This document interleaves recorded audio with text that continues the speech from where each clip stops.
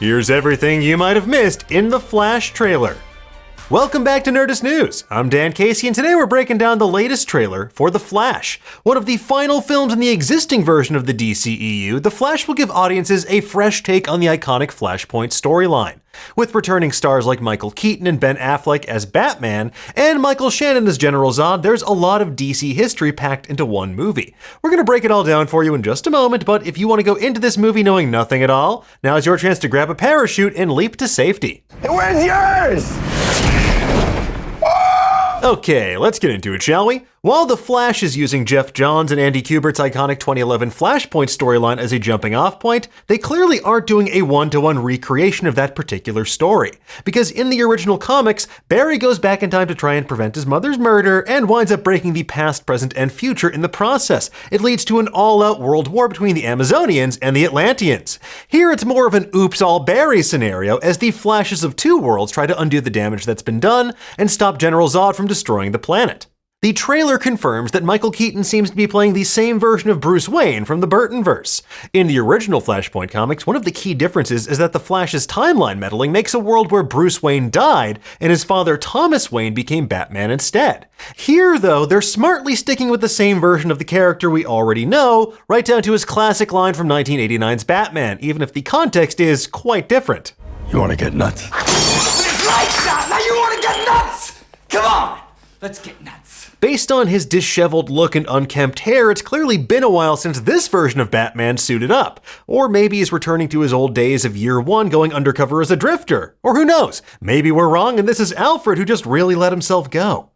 In classic Batman fashion, though, something as innocuous as a photo of his dear departed parents is actually a secret lever that opens a treasure trove of bat suits. And while the bat suit was designed to be a faithful recreation of his iconic looks from the Burton movies, costume designer Alexandra Byrne solved a lot of the infamous mobility issues that plagued the original. Michael Keaton famously hated the original Batsuit because he couldn't do something as simple as move his neck. He's gone on record saying that he's very claustrophobic and the original suit gave him panic attacks. Thankfully, according to producer Barbara Muschietti, that wasn't the case this time around. You want to be able to turn your head. It sure made backing out of the driveway easier.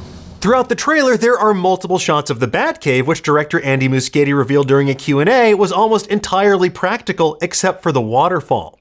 When Michael Keaton first walked onto the set in Leveston, he had an emotional response to returning to these familiar digs some 30 years later. According to Muschietti, when he arrived to the set, the Batcave was already finished and it was lit and everything. He stayed like this for a while. I didn't want to interrupt him. I just wanted for him to take it in. Who knows what was going on there, but something was going on there. It was funny because at one point during the scene where we shot him in the full suit, he was like, "Can you take a picture? It's for my grandson." It was one of those moments where he really showed something was inside that was very emotional.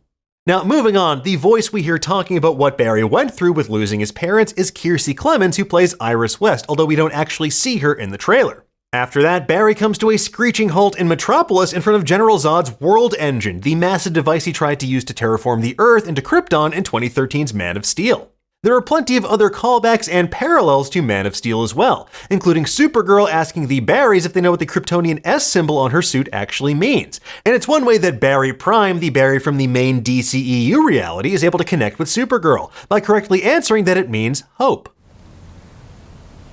Well, here it's an S. Now, in addition to General Zod returning, we also see the intimidating Kryptonian giant Namek charging toward Batman as well. As for the shot of the building collapsing that follows, that's actually in Gotham City as confirmed by the Martha Wayne Institute sign on the left-hand side of the screen. You can also see Flash standing in front of this building, which is likely Barry helping Bruce with a situation in Gotham, or maybe seeking Batman's counsel on something. And all of this also seems connected to the slow-motion shot of Barry running up the side of that collapsing building later in the trailer. Now, something you might have noticed in this trailer is that the two Barrys, Barry Prime from the main DCEU timeline and Barry 2 from this new timeline, seem to share a costume, which makes it hard to tell them apart. I mean, obviously apart from their hair.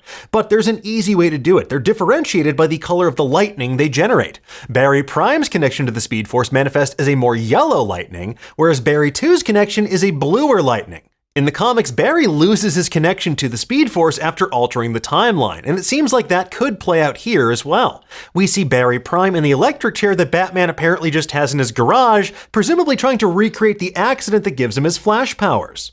Additionally, another clue is that Barry Prime is not the one wearing the Flash costume at the end of the trailer when they're in the Batwing. As for why, we'll just have to wait and see. But in the meantime, fun fact, can you guess which one of these Barrys is wearing a wig? According to director Andy Muschietti, it's actually the short-haired Barry Prime, which is amazing. We have come such a long way since Oliver Queen was stuck on that island. Anyway, moving on. In the group shot of the Barrys and Supergirl screeching to a halt during the battle against Zod's forces, you can see that Barry 2's costume is clearly made from one of Batman's old suits. The little nubs on the helmet are from where the bat ears used to be on the cowl. Now, the military base that we see Batman and the Barrys flying towards in the snow, that seems to be wherever they're holding Supergirl prisoner, and this is based on previous shots of her going ape on unsuspecting soldiers in past trailers. And speaking of Batman, we also get a nice through line in this trailer of both Ben Affleck and Michael Keaton's Bruce Wayne's talking about how their trauma and loss is what defines them and drives them to do what they do. They also have an affinity for flashy vehicles. Keaton opts for the Batwing, whereas Batfleck rides his motorcycle out of the Flying Fox.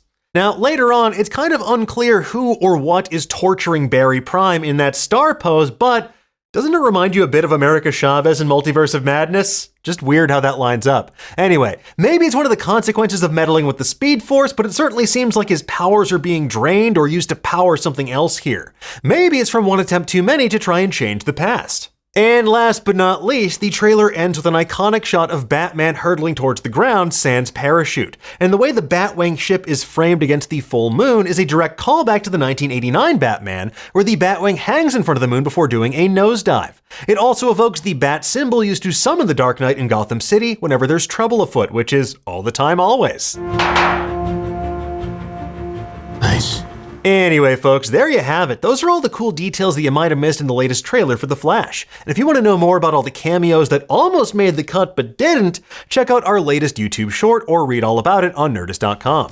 Anyway, for now, tell us, what did you think about this trailer? Did you spot anything that we missed? And what do you hope to see from the final movie? Well, I'm not sure. Let us know in the comments below, and for the latest and greatest in the world of pop culture, make sure you stay tuned to Nerdist.com.